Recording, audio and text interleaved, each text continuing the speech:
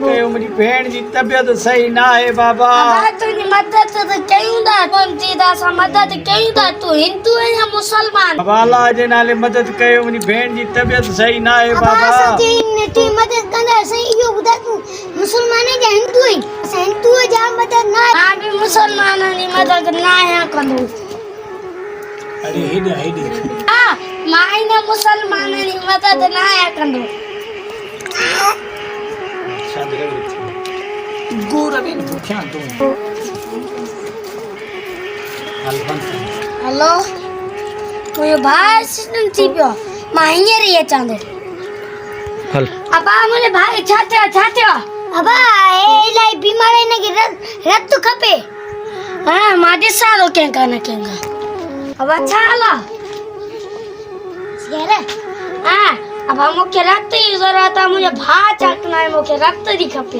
हां तू है मुझे दोस्त जिगरी, मुझे रक्त की जरूरत है। मुझे रक्त रे मुझे भा चकना है। अब मां रत कौन दी सकना? मुझे तबियत सही कोने लेकिन मैं रत कौन दी सकना।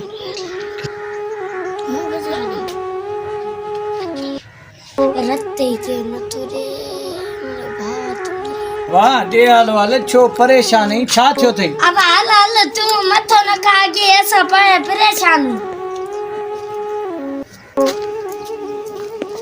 हेलो मुझे भात चाहती हो? ये ना भी मत समझा।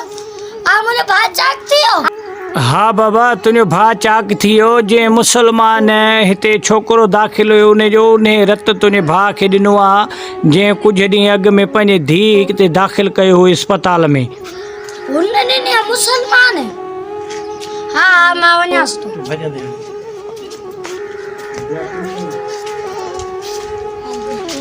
बाबा तुझी मेहरबानी मुझे भाई बचाए दो। बाबा मसलो असां सब इंसान आहियूं। तोखे भी अल्लाह पैदा कयो आहे, मूंखे भी अल्लाह ही पैदा कयो आहे। पहिरीं असां आहियूं इंसान, पोइ आहियूं मुसलमान, पोइ थिया ॿिया ज़ातूं। असां इंसानियत जे नाते तुंहिंजे भाउ खे बचायो। मुसलमान असां इंसान सभु हिकु जहिड़ा आहियूं। अल्लाह ही असांखे पैदा कयो आहे।